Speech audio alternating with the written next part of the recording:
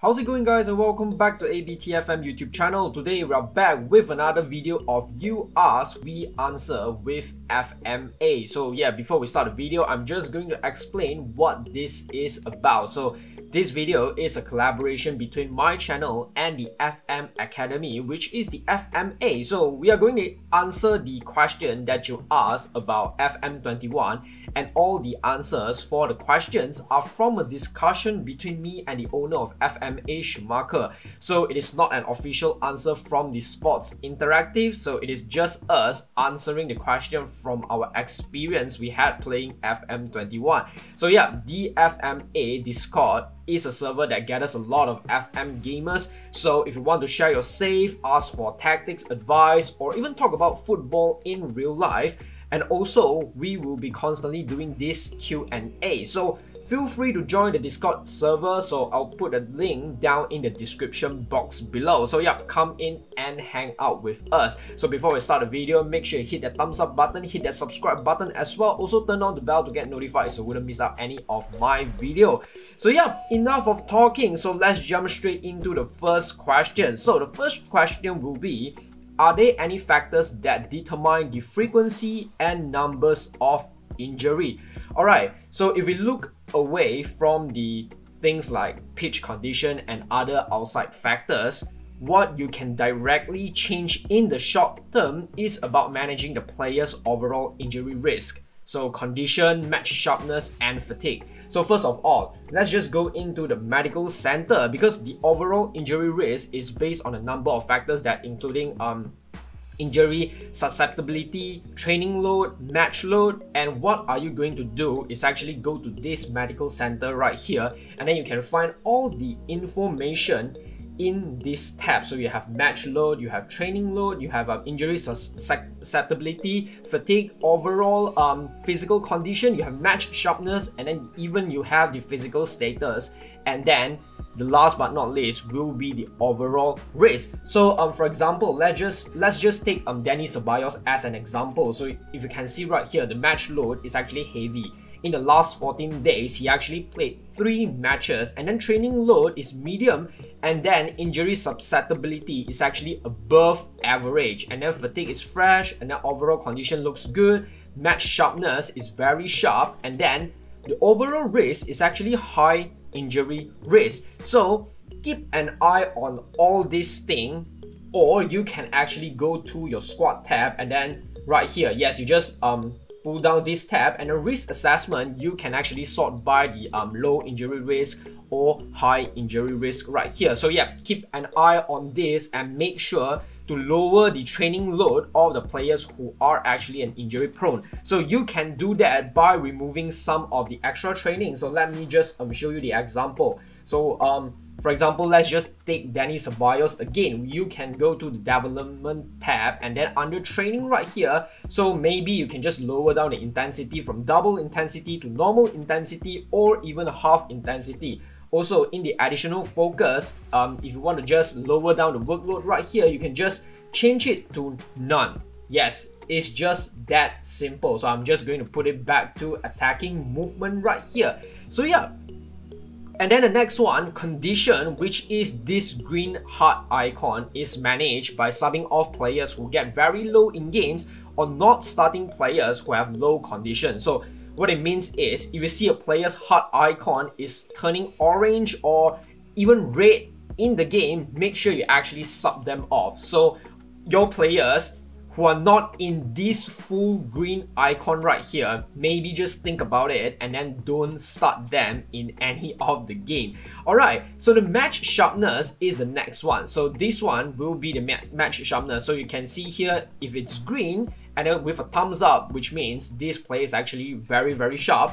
And then this one, it's maintaining sharpness, and then with this little orange icon right here is actually losing sharpness. So a good way to actually get the match sharpness is to make them available to your under 19 or under 23 team. So what you can do right here is actually, let's just go to the squad, and for example, let's just sort by the match sharpness. Alright, so for example, Matteo Guendouzi, so he's actually lacking sharpness. So what you can do is actually right click and then just go to the squad and then available for under 19 squad until match fit, and then normally I would just go with 90 minutes right here. So yeah, last but not least is actually the fatigue, and then fatigue is actually very easily managed. So the medical staff will actually make you aware of it, and then they will tell you a specific players need a rest. So the best advice is to actually listen to your medical staff and then just send them to a holiday, or actually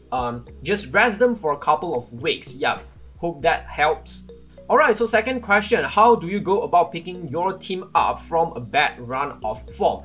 Well, I personally think this is going to be a very long answer, because the first thing that comes into my mind is actually assess your players and your tactics. So maybe your players are not suitable in the system you want to play, and I think there are actually a lot of factors that we need to consider. However, let's say if you are not winning games 5 in a row, you're not winning 5 games in a row, but you still got some goals and some draws, then the best advice we could actually give you is to make sure your players' morale is high enough, and you, the manager, be patient. If it's just bad run of form, you will actually recover from it.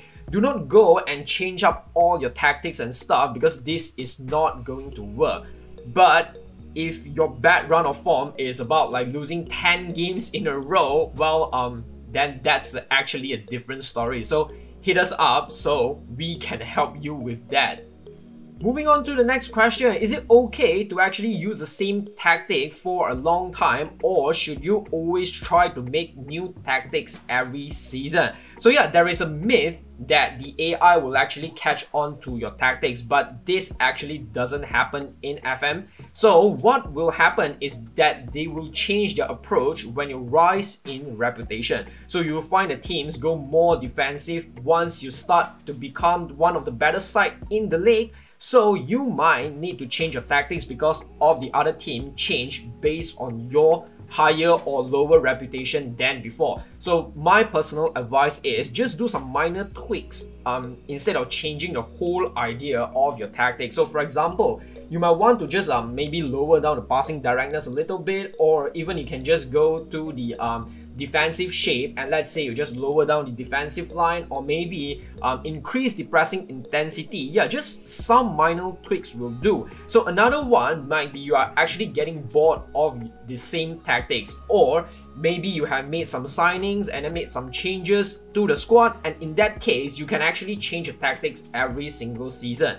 But our advice is do not change tactics all the time, as you won't actually pick up on what works and what doesn't work. So it will just be a blind pursuit. Alright, next question.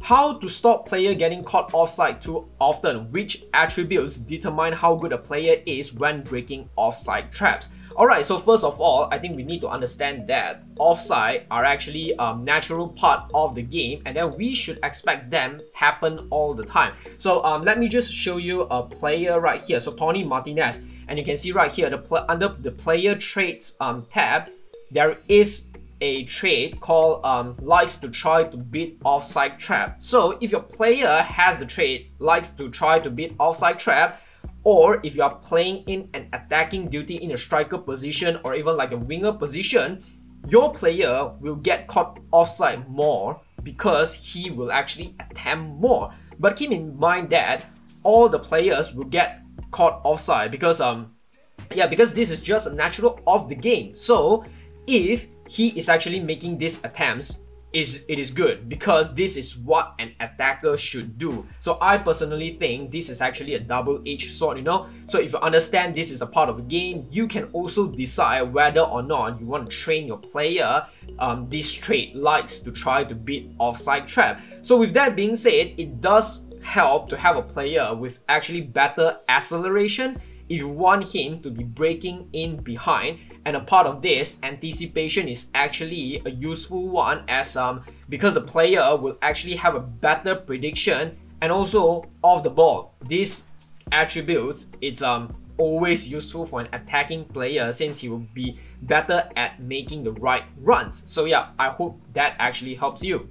Alright, into the last question of the day. What is your favorite team to manage when you buy a new Football Manager game? Well, I always love a challenge, so I would say teams in the Vanarama National South or North. So yeah, basically just lower league save, or even let's say GETAFE. Yes, I actually started this save because I just thought it will be really interesting to see how I can do in GETAFE. And then with that being said, I actually have one series on my channel, so if you are interested, make sure you check that out. We are actually in our season 4, and then there is actually a challenge right there. So yeah, basically I just choose the team with the coolest name, or actually the coolest badge. Yeah, I support Liverpool, however I don't really play my favorite team in FM because I just love bringing like a small club or like a low reputation club to glory. Alright, so that's all the question that we have in this video. So once again, we will be constantly doing this Q&A, and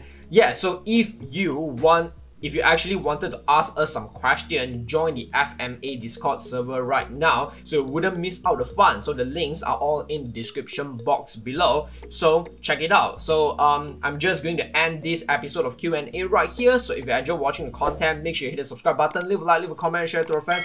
Also, don't forget to follow me on Twitter. It's ABT_FM to join the discussion of football. So yeah, that's all from me today, and I will see you guys in the next Q&A. Bye bye.